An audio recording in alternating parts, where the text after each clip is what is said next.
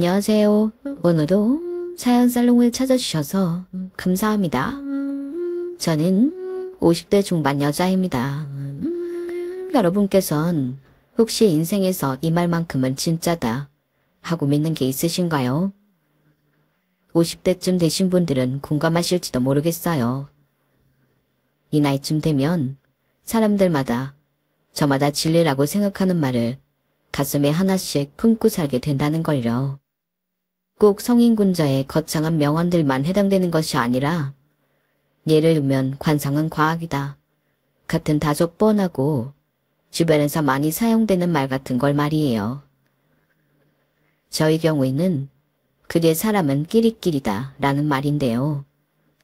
어릴 땐 편견을 갖고 싶지 않아 이렇게 흔하게 통용되는 말들을 굳이 그대로 맹신하지 않으려고 정말 많이 노력했지만 살아보니 이 말만큼 제 가슴에 반복되어 새겨지는 말이 없더라고요. 젊은 시절 사회생활할 때도 그랬지만 특히나 이 말을 제 가슴에 새기게 된 계기는 저희 시댁 식구들 덕분이에요. 저희 남편은 남동생만 둘이 있는 집안의 장남인데요. 저희 젊은 시절 장남이라는 것만 해도 무게가 컸는데 가난한 집안 환경에서 커온 남편은 그야말로 소년 가장이까지 했어요. 아버님께서 남편이 대학에 입학하자마자 돌아가셔서 나이 차이가 꽤 나는 두 동생들을 마저 공부시킨다고 대학을 졸업하자마자 곧바로 취직을 해서 집에 열심히 돈을 벌어다 줬거든요.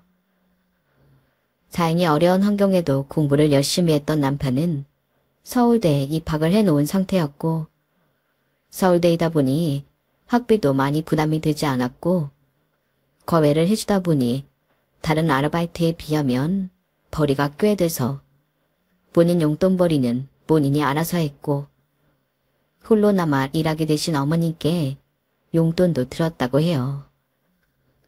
제가 남편을 만나고 처음 반하게 된 것도 남편의 이런 생존력 때문이었어요. 저에겐 친오빠가 한 명 있는데 3대 독자라고 할머니 할아버지부터 부모님까지 노은 식구가 오냐오냐 키운 탓에 빨래나 청소는커녕 제 손으로 밥 한 번 지어 먹지 못하는 왕자 중에 왕자로 컸거든요. 덕분에 다 큰 오빠를 제가 케어해야 하는 상황들이 생기면서 불만이 커져만 갔고 그때가 아무리 여자들이 남자를 내조해야 한다는 사상이 짙었던 시절이라지만 저보다 나이 많은 오빠를 어린 제가 돌봐줘야 한다는 게 참 여러모로 부당하게 느껴졌어요. 결혼해서도 저희 오빠 같은 사람을 만나 고생할 생각을 하면 끔찍했기에 저는 나중에 꼭 오빠랑 반대인 사람을 만나야겠다고 결심했었거든요. 그러던 중에 친구의 소개로 만나게 된 남편은 자, 요리는 기본이고 알뜰살뜰 살림도 잘 할 줄 아는 남자라는 점이 엄청난 호감 포인트가 됐어요. 물론 좋은 대학에 직장까지 대기업에 다니고 있었으니 그 점 말고도 좋은 점은 차고 넘쳤지만 제가 결정적으로 이 남자와 평생 살아도 되겠다고 결심한 건 바로 이런 점이었어요. 살림 잘하는 것뿐만 아니라 소위 말하는 개천에서 용났다는 말에서 그 이용의 표본 같은 남자였거든요.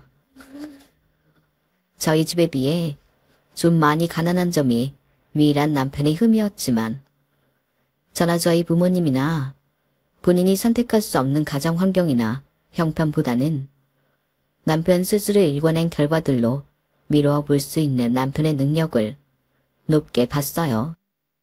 어려운 상황에서 환경 탓, 남 탓하지 않고 자신의 앞길에 놓인 과제들을 묵묵히 성취해내는 남편이 참 멋있었던 것 같아요.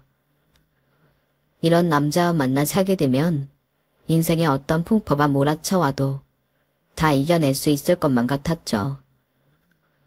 그렇게 남편과는 3년의 안정적인 연애 끝에 결혼하게 됐어요. 다만 한 가지, 3년의 연애 동안 제가 깨닫지 못했던 것이 있었어요. 연애할 때야 남편 쪽 집안 환경이 어떻든 저에게 크게 영향을 미치지 못하지만 결혼을 하게 되면 어마어마한 영향을 미칠 것이란 걸 말이에요. 그걸 결혼 준비하는 과정에서 처음 깨달았죠. 저희 집은 부자는 아니었지만 그래도 부족한 거 없이 살았다고 할 수 있는 정도의 형편은 됐어요. 남편 쪽에 비하면 많이 풍족한 편이었죠. 대신 저는 남편에 비해 좋은 직장도 좋은 대학도 나오지는 못했어요. 제가 대학생 시절에는 여성들이 대학에 가는 게 당연했던 때는 아니라서 대학을 나온 것만 해도 대단하다고 할 때였어서 저는 저 나름대로 자부심이 있었지만 시댁에서는 조건적인 측면에서만 보고 저를 반대했어요.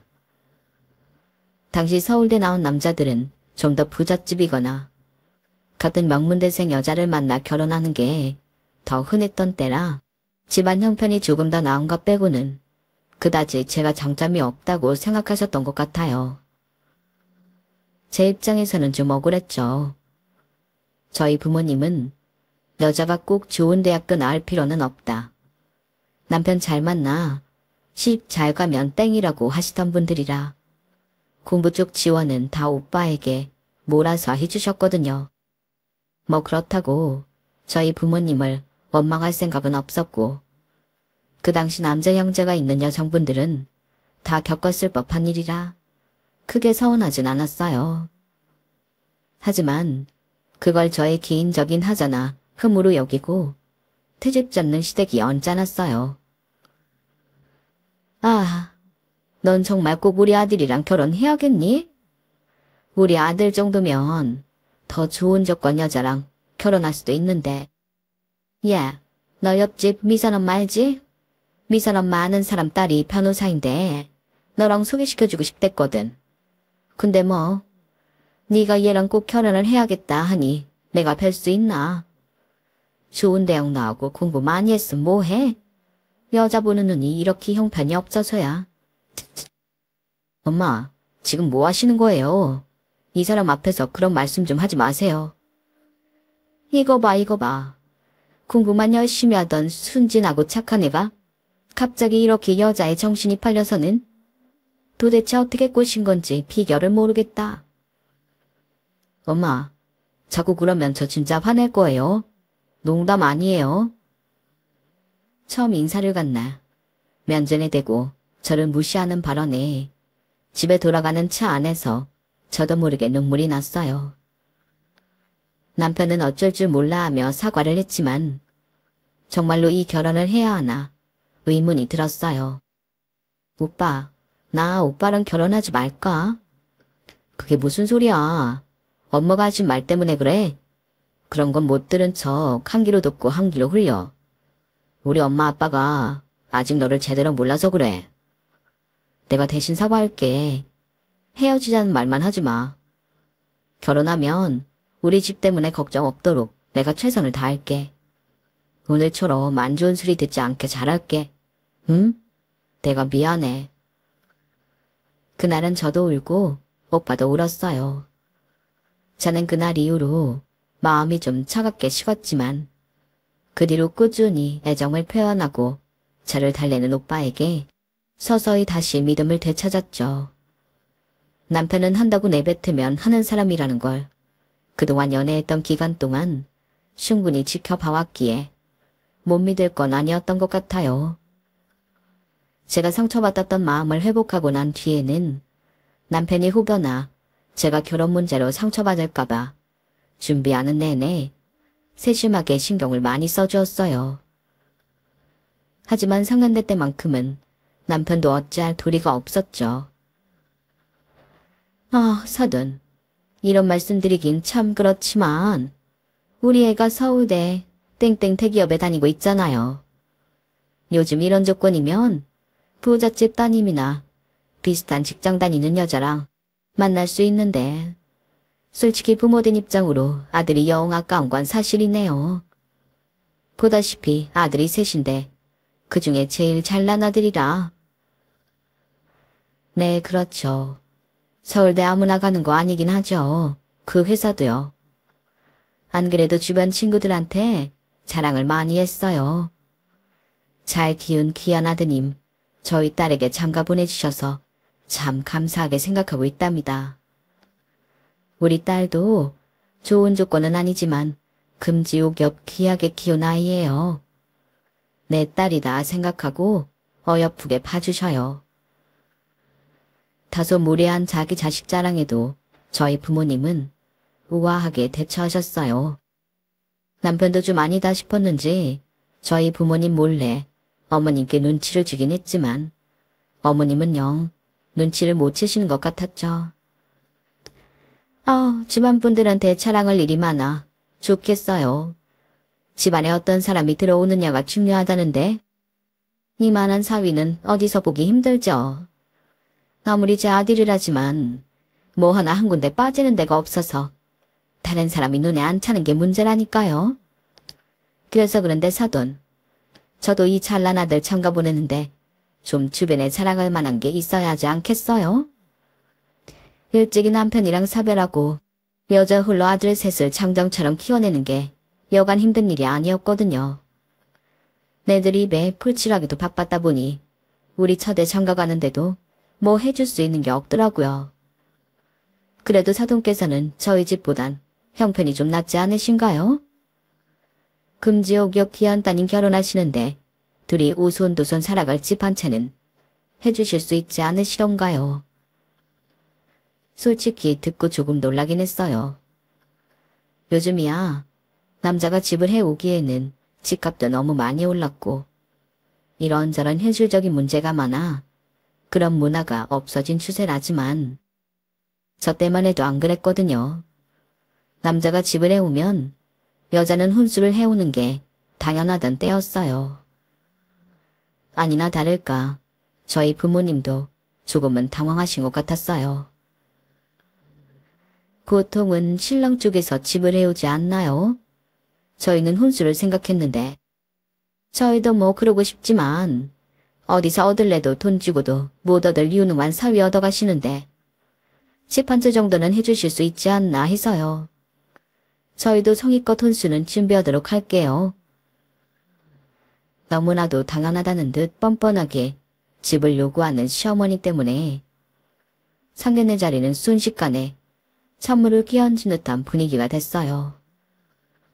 사태 파악을 한 남편이 끼어들지 않았더라면 정말 그대로 결혼이 엎어지기 일보 직전이었죠. 엄마, 무슨 그런 얘기를 여기서 해요. 그건 저희가 알아서 상의해보겠다고 말씀드렸잖아요. 어서 식사하세요. 밥 식겠어요. 그래도 저희 부모님의 황당하다는 듯한 표정은 바뀌지 않았지만 어찌저찌 그렇게 식사가 끝났어요. 식사가 끝난 후 집으로 돌아가는 차 안에서는 긴 침묵이 이어졌어요. 저는 다시 한번 이 결혼을 정말 해도 될까? 라는 불안감이 시작됐고 부모님께서는 예상치 못한 제안에 말문이 막히셨던 것 같아요. 엄마, 아빠, 죄송해요. 많이 놀라셨죠? 저도 저렇게 신혼집을 대놓고 요구하실 줄은 상상도 못했는데 부담되실 텐데 괜히 저 때문에 무리 안 하셔도 돼요. 오빠만 해도 큰 부담인데 저까지 엄마 아빠께 큰 부담 드리고 싶지 않아요. 아우, 그게 무슨 소리니? 좀 당황스럽긴 했지만 겨우 그런 걸로 네가 좋다는 사람 쌍심지켜고 반대할 생각은 추워도 없어. 그리고 실은 사돈께서 먼저 말씀을 꺼내지 않으셨더라도 그 집 형편 우리가 뻔히 다 아는데 신혼집처럼 부담되는 일을 요구할 생각은 우리도 없었어. 네가 결혼하면 물려주려고 했던 집 한 채도 있었고. 네? 정말요? 그래, 우리가 이 나이까지 이렇게 돈 걱정 없이 사는 이유가 괜히 있는 줄 알아? 네 오빠란 녀석이 재산을 그렇게 말아먹었어도 너한테 줄 재산 정도는 따로 챙겨놨어. 우리가 딸이라고 막내라고 너한테는 첫째보다는 아무래도 지원이 덜했잖니. 너는 우리가 모르는 줄 알았겠지만 우린 다 속으로 계산하고 있었단다. 네 오빠에 비해 많은 건 못해줘도 널 서운하게 하진 않을 거야. 겨우 집안 형편 차이로 네가 좋아하는 사람 포기하지 말어. 젊었을 땐 아무래도 이래저래 조건이 눈에 먼저 들어오긴 한다만 정말 나중에 나이 들어서는 그래도 날 소중하게 여겨주는 사람이 최고더라. 지금 네 신랑도 그렇잖니. 남자는 제 앞길 잘 가릴 줄 아는 똑똑하고 다정한 남자가 최고야. 이런 남자 놓치지 말고 꼭 잡아라.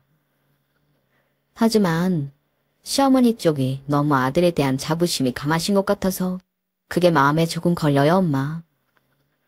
그래, 나도 그게 좀 신경 쓰이긴 한다마는 저보다 더 경우 없는 시어머니도 많은데 시어머니 하나만 보고 모르기엔 사위가 아깝긴 한 것 같아서.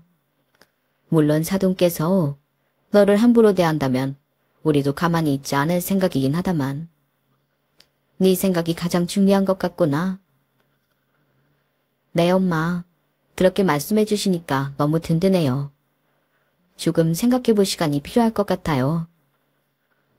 부모님께서 불같이 화를 내실 줄 알았는데 오히려 든든한 제 편이 되어주는 모습에 불편했던 마음이 스르르 녹더라고요. 그래도 여전히 시어머니에 대한 찜찜함은 남아있었기에 기분은 썩 좋지 않았어요. 하지만 언제나 그랬듯 눈치 빠른 예랑이 식사 자리를 마무리한 지 얼마 안 돼요. 저를 찾아 집 앞까지 왔더라고요. 예진아, 정말 미안해. 우리 엄마가 너무 무례했지? 안 그래도 방금 엄마하고 싸우고 오는 길이야. 너하고 셋만 있었다면 내가 그 자리에서 중단시켰을 텐데 너희 부모님까지 있으니까 도저히 그럴 수가 없었어. 오빠 마음 이해해. 오빠 잘못은 아닌걸. 너 설마 너 마음 흔들리는 거야? 흔들리냐고 물은 건 본인이면서 묻는 목소리가 떨리고 있더라고요. 자세히 보니 오는 내내 울음을 참았던 건지 눈가가 새빨개져 있었어요. 나중에 안 거지만 남편은 그 상간녀 때문에 영영 저를 놓쳐버리는 줄 알았다고 하더라고요. 하지만 그러기엔 부모님 말대로 남편은 그대로 놓치기엔 너무 아까운 사람이었어요. 정말 어머님 한 분만 빼면 제가 꿈꾸던 완벽에 가까운 남편감이었거든요. 게다가 저 때문에 불안해하는 모습을 보니 마음이 금방 다시 약해지더라고요.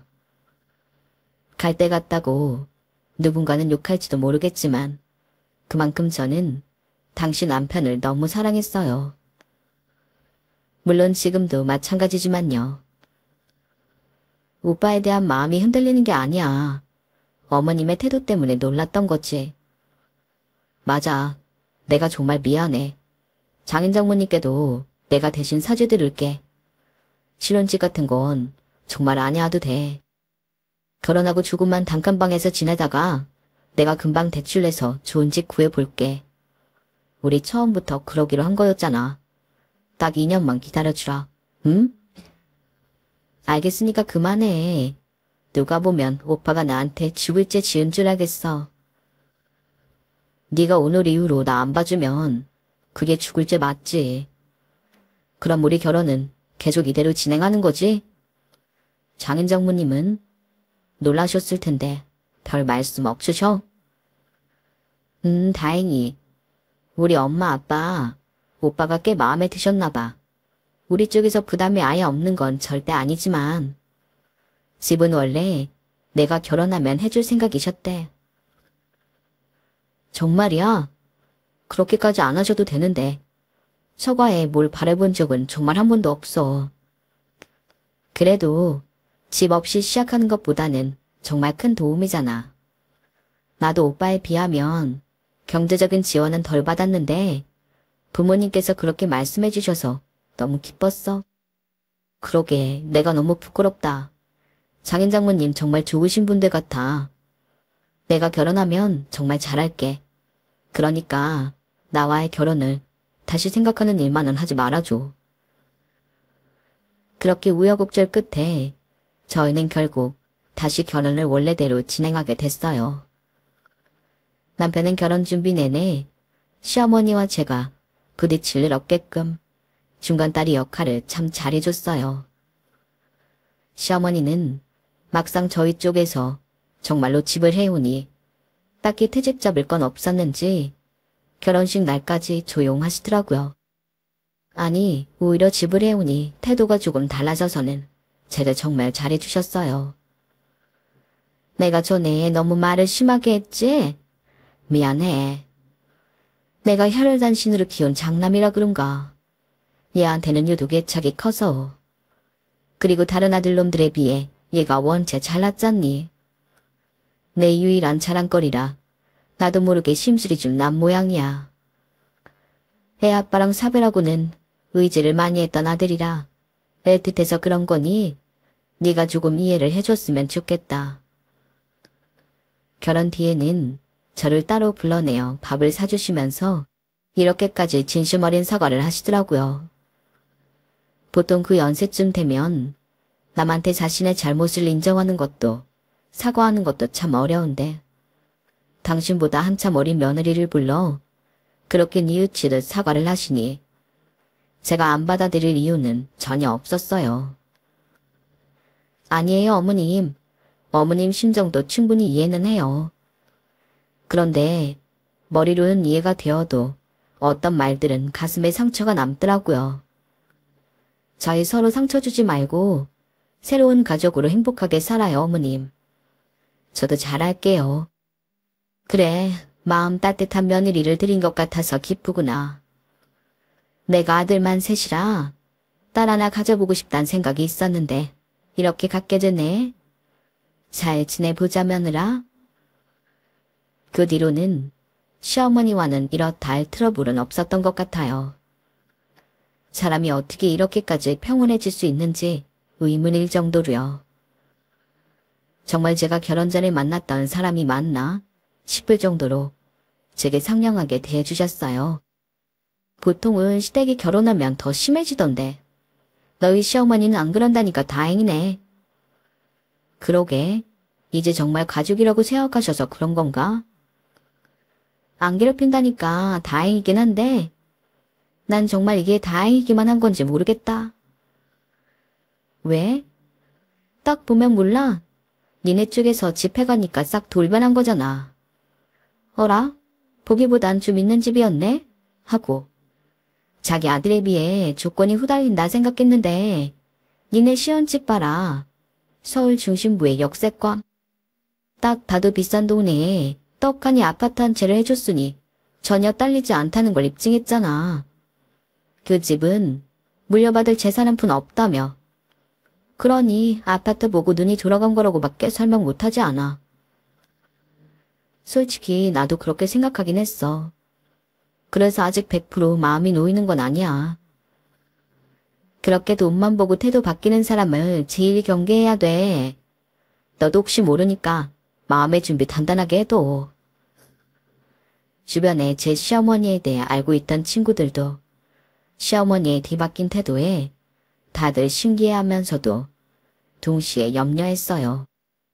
하지만 결혼한 지 1년 동안은 정말로 어머님께서 별다른 기색이 없으셔서 남편과 마냥 행복하기만 한 신혼생활을 보냈어요. 마음속으로는 내심 어머님을 경계하긴 했지만 시간이 흐르니 경계심조차 흐려지더라고요. 오히려 저에게 꾸준히 잘 대해주시는 어머님께 없던 애정이 붙기 시작했죠. 그런데 그 평화롭던 관계가 살짝 삐끗하기 시작한 건 작은 들여님이 결혼을 하면서부터였어요. 얘들아, 형준이 결혼한다는데 한 1년 정도만 니네 집 방 한 칸 내줄 수 없겠니? 네? 지금 작은 도련님 부부랑 1년 동안 저희 집에서 같이 살란 말씀이세요? 형준이 아니 될 여자가 집에 재산이고 뭐고 아무것도 없단다. 결혼하면 둘이 모아서 어떻게든 살아보겠다는데 솔직히 알잖니. 결혼 전에 돈 한 푼 안 모아놨단 애들이 어떻게 살긴 뭘 어떻게 살아. 그렇다고 반지하 단칸방에서 시작하겠다는 걸 부모된 사람으로서 포기만 할 수도 없고 너희가 한 1년만 같이 살면서 도와주면 돈도 금방 모이고 좋을 것 같아서 아직 너네는 아이도 없고 방은 3개나 되잖니. 어차피 한 방은 손님방으로만 쓸 거 숙박 빌려줬다 생각하고 좀 쓰면 안 되겠니? 어머님 말씀대로 저희 집에는 손님방으로 둔 공간이 하나 있었어요.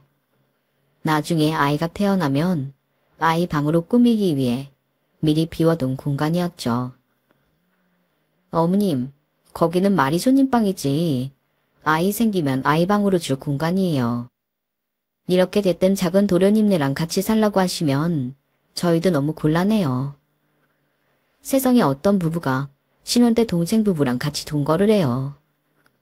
다른 부탁은 다 들어드려도 이건 좀 아닌 것 같아요. 차라리 어머님 집에서 둘째 도련님이랑 넷이서 사시는 게 더 편하실 것 같은데요. 나도 당연히 그러고야 싶지. 그런데 우리 집이 좀 죽고 낡았어? 니네 집은 서울 중심부에 있는 신축 아파트잖니. 평수도 훨씬 넓고 게다가 그 며느리란 애가 벌써부터 시부모 모시고 살라 하면 좋아하겠어. 도망이나 안 치면 다행이지. 저도 작은 도련님네 데리고 살라고 하시면 도망치고 싶을 것 같아요, 어머님. 괜히 여기서 알겠다고 했다가 일 커지는 거 싫어서 말씀드리는 거예요. 저는 남편 말고는 다른 가족분들이랑 함께 같이 살 생각은 절대 없어요. 시댁뿐 아니라 친정 식구들이라도요. 어머님은 제 보기 드문 단호한 모습에 조금 놀라셨는지 그 뒤로는 더 이상 요구하지 않으셨어요. 그 말 같지도 않은 요구를 듣고 나니 역시 사람이 쉽게 변하지 않는구나 라는 생각이 들면서 기가 막히더라고요. 손님방으로 딱 하나 비워놓은 방을 본인 막내 아들 부부 들어가서 살게 할 생각을 했다는 것도 너무 어이가 없었어요. 남편은 이 일을 모르는 것 같았지만 굳이 말하진 않았어요. 어차피 제 선에서 깔끔하고 확실하게 거절 못 박은 상태였으니 일을 더 키우고 싶지 않았거든요. 남편이 알게 되면 분명히 노발대발할 일이었으니까요. 그런데 막내 도련님은 이 일을 알고 계실지 문득 궁금하더라고요. 도대체 이런 말도 안 되는 아이디어가 정말 어머님 머릿속에서만 나온 건지 궁금했거든요. 그래도 설마 작은 도련님을 의심했던 건 아니었고 염치가 있다면 놀라면서 제게 사과하겠지 싶었어요. 어머님이야 그렇다 쳐도 작은 도련님한테라도 사과를 받고 확실하게 해두고 싶은 기분이 들었거든요. 그래서 시댁에 방문했을 때 기회를 틈타 작은 도련님께 슬쩍 물어봤어요. 도련님, 혹시 어머님께서 신혼 때 집 문제 어떻게 해결하라고 말씀 안 하셨어요? 집 문제요? 아, 형수님 집 들어가는 거요? 그거 왜요? 형수님이 안 된다고 거절했다면서요. 너무나도 당연하다는 듯 이야기하는 모습에 조금 기가 막히더라고요. 아, 알고 계셨구나. 그건 누구 생각이에요? 어머님 생각? 그게 왜 중요하죠? 형수님이 그걸 거절했다는 게 중요한 거죠. 솔직히 전 그거 듣고 형수님한테 살짝 실망하긴 했네요. 제가 뭐 형수님한테 시기를 많이 해달라고 했나? 집을 해달라 했나? 저번에 놀러갔을 때 안 쓰는 방 하나 있길래 빌려달라고 한 건데 완전 공짜로 쓸 생각도 없었어요. 얼마 정도 용돈벌이는 되게끔 챙겨드리려고 했다고요. 근데 사람을 웬 거지근성 있는 사람 마냥 만들어놨던데 아무리 없는 형편이라도 저희도 자존심은 다 있거든요. 거절하셨음 거절하신 거지 구질구질하게 그건 또 왜 물어보세요? 거지근성 있는 사람으로 만들다뇨. 그런 게 아니라 너무 터무니없는 부탁이잖아요. 아 됐어요. 안 그래도 그것 때문에 기분 상한 거 참고 티 안 내려고 했는데 왜 굳이 들춰내가지고. 형은 모르죠?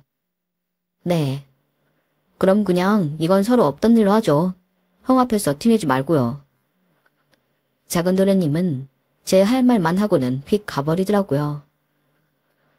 어이없는 소리를 들은 건 저인데 본인이 불쾌한 소리를 들은 것처럼 구는 태도에 순간 혈압이 치솟는 것 같았어요. 그래도 결과적으로는 손해본 게 없었고 저만 입 다물면 싸움이 크게 번질 일도 없으니 그냥 넘어갔어요. 애초에 그런 기막힌 제안을 한 개념 없는 인간에게 사과받을 생각을 한 제 스스로가 웃기더라고요. 그동안 별 생각 없었는데 그 사건으로 작은 드라님을 다시 보게 되더라고요. 어차피 결혼하면 지금만큼 자주 보지도 않을 사람이다 생각이 들어서 무시하며 살자 생각했는데 작은 드라님의 무식함은 결혼 후에 더 심하게 드러났어요. 거기다 꼭 본인과 도덕 수준이 비슷한 여자를 데려왔더라고요. 그때 어렴풋이 느꼈죠. 사람은 정말 끼리끼리구나 라는 사실을요. 어머 형님, 친정에 돈이 좀 있다고 들었는데 진짠가 봐요. 이 가방 좀 봐. 이거 완전 비싼 거 아니에요. 이거는 친정에 돈이 많아서 산 게 아니고요. 남편이 월급 모아 사준 가방이에요. 어머 정말요? 하긴 아주버님이 워낙 좋은 회사 다니시니까 이런 가방 하나쯤은 달에 몇 개씩도 사주실 수 있겠다. 그쵸? 남편이 좋은 회사 다니는 건 맞는데 직급이 직급인지라 그렇게까지 잘 버는 건 아니에요. 달에 몇 개씩 사주면 나도 참 좋겠네. 아 그래요? 아니 저번에 보니까 어머님 들고 다니는 가방이 너무 낡은 거예요. 저희도 형편이 좀 괜찮으면 어머님한테 좋은 가방 하나 사드릴 텐데 그러지 못해서 항상 마음 아프게 생각하고 있었거든요. 아이고 내 생각하는 건 작은 며느리밖에 없네. 얘가 능력은 없어도 이렇게 시애미를 생각하는 마음이 깊어요. 내가 이래서 얘네 허락한 거라니까? 갑자기 제가 가방을 사드려야 할 것만 같은 분위기에 어안이 벙벙 하더라고요.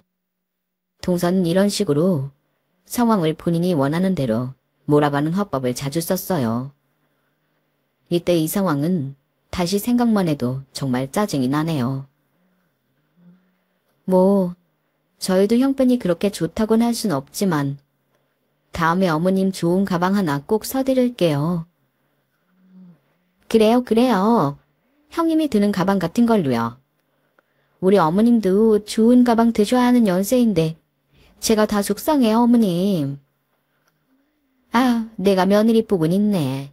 이렇게 싹싹하고 애교 많은 며느리가 다 들어오고 정말 너는 내 딸 같아. 짜증은 났지만 안 그래도 남편과 최근에 어머님이 드시는 낡은 가방 얘기를 했던 적이 있어서 안 그래도 한번 나를 잡아 바꿔드리려고 했었어요.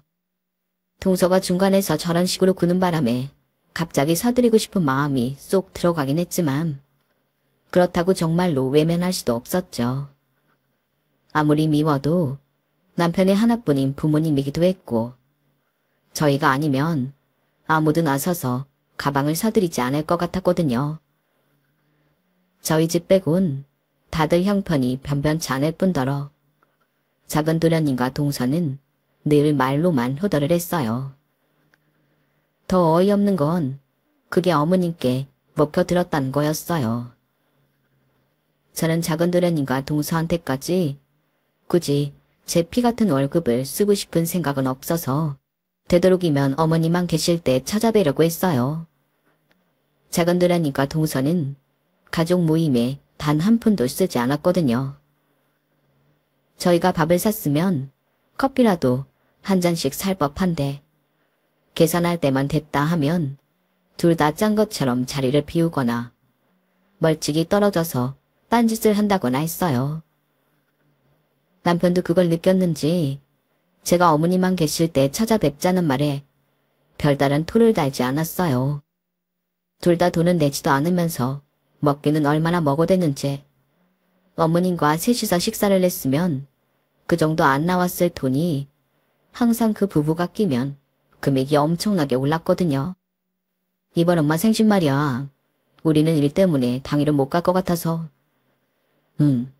우리는 알아서 그 주 안에 찾아뵐게. 미안하지만 당일엔 너랑 막내랑 준 챙겨들어. 고맙다. 어머님 생신 때도 일부러 남편이 둘째 도련님께 이야기해 저희만 당일 생신 파티에 빠졌어요. 어머님만 따로 챙겨드리고 싶은 마음이었거든요. 괜한 노파심이었지만 혹시나 토요일에 방문하면 동서네가 따라올까봐 일부러 저희는 일요일에 방문했어요. 직장인들은 일요일은 보통 집에서 쉬니 어쨌든 일을 하고 있는 두 사람이 일요일까지 여기 쫓아올 거라곤 생각도 못했거든요.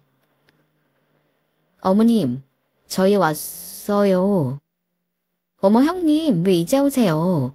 저희가 얼마나 기다렸는지 아세요? 아니, 동서가 여기 왜 있어? 왜긴요. 어머님 생신 주간이니까 있었죠. 그래도 가족이 완전체로 한번 모여야지 않겠어요? 그래요. 당일에 뭐든 다 하시니 어찌나 서운하든지. 자, 다 모였으니 식사하러 가볼까요? 남편은 한숨을 내쉬었고 저도 머릿속이 새하얘지더라고요. 자기들끼리 신나서 미리 식당까지 예약했다며 보여주는데 반응할 기력도 없어서 가만히 있었어요. 여기가 이 근방에서 제일 맛있는 해산물 집이래요. 두 사람이 데려간 식당은 해산물을 메인으로 한 프리미엄 시푸드 레스토랑이었어요. 분위기도 좋고 음식 가짓수도 많고 맛도 좋고 참 모든 게 다 좋았지만 인당 가격이 어마어마했죠. 거기다 이런 날은 술을 마셔야 한다며 신나서 술을 주문하는 꼴을 보니 머리가 아프더라고요. 오빠, 와인 한 3병만 시킬까? 그 정도면 우리 둘이 마시려고 하냐? 더 많이 시켜. 집 앞이라 운전 걱정도 없는데 오늘 어디 한번 죽어보자. 그래. 다 먹고 치즈도 시키자. 둘이 신나 죽는데 도대체 누구 생일인지 모르겠더라고요. 그나마 두 사람이 즐거워하니 어머님 기분이 좋아 보이셔서 다행이라고 해야 할까요? 저희 부부는 저희 부부대로 어떻게든 저 둘을 피해서 나를 잡은 건데 저희가 올 줄은 어떻게 알고 거기서 딱 기다리고 있었는지 소름이 돋더라고요. 그렇게 불편한 식사가 시작됐어요. 둘은 뭐가 그렇게 신나는지 낄낄대면서 술을 부어라 마셔라 하더라고요. 둘 다 꽐라가 돼서는 텐션이 올라가는 게 꼴보기 싫어 화장실로 도망을 나왔어요. 손을 씻고 헝클어진 머리를 정리하고 있는데 화장실 밖에서 만취한 두 사람의 목소리가 들리더라고요. 아 여보, 오늘도 성공. 아, 요즘 형님이 눈치를 챈 건지 영 돈을 안 쓰라고 해서 얄미웠는데 속이 다 시원하다. 그니까 우리 슬금슬금 피해 다니는 것 같아. 엄마 집에서 하루 자길 잘했다. 참나, 우리가 가족으로 연결이 돼 있는데 피한다고 성책인가? 뭐 연이 피한다고 피해져? 암튼 형님도 보면 헛똑똑이라니까. 그깟 밥 좀 사고 말지.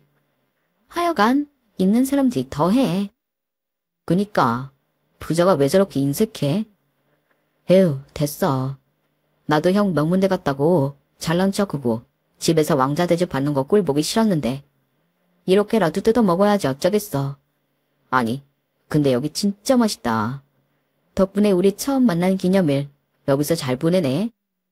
그니까 남의 돈으로 기념일에 비싼 레스토랑 오니까 너무 좋다.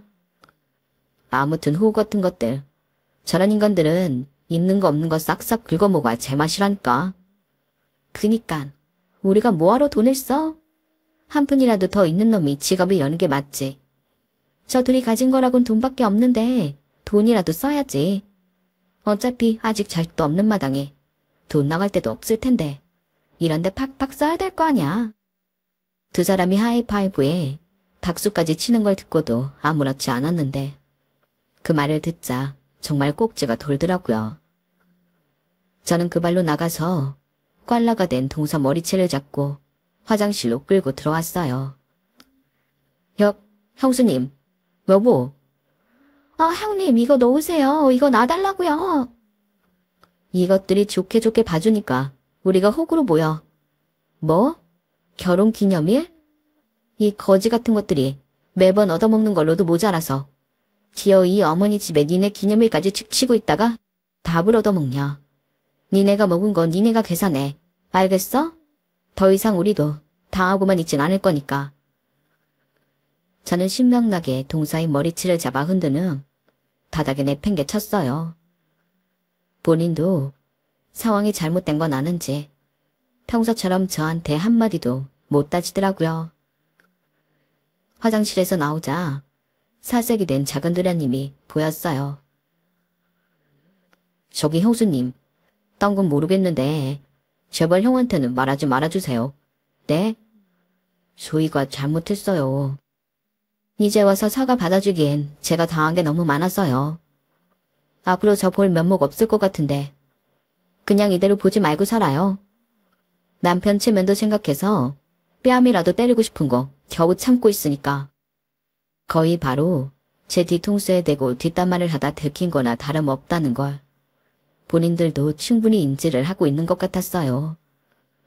두 사람 다 제게 반박은커녕 어쩔 줄 모르더라고요. 그나마 부끄러움이라도 느낄 줄 아는 인간들이라 다행이었죠. 동서는 헝클어진 머리를 정리한 건지 멀쩡한 척 자리에 와 앉았어요. 작은 도련님 역시 제 눈치를 보긴 했지만 최대한 티를 안 내려고 노력하는 것 같더라고요. 조금은 어색한 분위기 속에 어머님만 눈치를 못 챈 채로 식사 자리가 끝났어요. 아까 저에게 한 방 맞았으니 이번엔 좀 달라졌을까 싶었는데 아니나 다를까 두 사람은 식사가 끝나자마자 뒤로 슬그머니 빠지려고 하더군요. 그도 그럴 것이 지들이 신나게 먹은 덕에 가격이 어마어마하게 남았거든요. 남편이 평소처럼 카드를 꺼내려는데 제가 카드를 도로 집어넣었어요. 남편이 왜 그러냐는 듯한 표정을 시킬래 저는 뒤로 물러난 작은 도련님과 동서 뒤로 가 두 사람의 등을 앞으로 힘껏 밀었어요. 아까 화장실 갔다 오면서 얘기했는데 오늘은 도련님네가 한턱 쏘신대. 인간적으로 오늘은 너무 본인들이 많이 먹었다고 사주시겠대. 정말이야? 웬일이냐? 살다 보니 내가 동생한테 얻어먹는 날도 다 오고. 잘 먹었다. 고맙다. 그러게 나도 막내한테 생일상 얻어먹는 건 처음인 것 같은데 아들 키운 보람이 있구나. 그쵸 어머님. 저희 디저트 먹으러 가요. 엄청 유명한 베이커리에서 케이크 사왔거든요. 그래? 아 맛있겠네. 여보 당신도 얼른 와.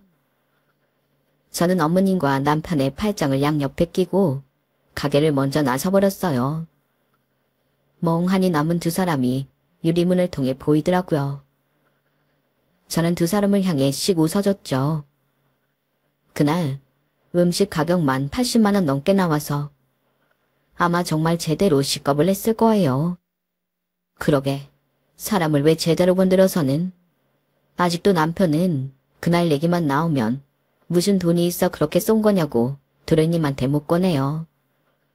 제가 남편에게 곧이곧대로 말 안 하고 비밀을 지켜주는 것만으로도 두 사람은 저에게 감사해야죠. 그 추악한 본성을 들키기 싫다면 앞으로 쭉 이렇게 얌전하게 지낼 것 같네요. 같이 가난하고 어려운 환경에 컸어도 저희 남편은 전혀 저러질 않는데 어떻게 도련님과 동서는 저렇게 똑같이 굴까. 저런 걸 보면 정말 끼리끼리고 운명이라는 게 있는 걸까 싶더라고요. 이런 걸 보면 좋은 사람을 만나고 싶으면 본인부터 좋은 사람이 되라는 소리가 괜히 있는 게 아닌가 봐요. 저 두 사람은 본인들 심보가 얼마나 못됐고 어디서부터 어디까지 잘못됐는지 서로 알려주지도 못할 테니까요. 제 이야기는 여기까지예요.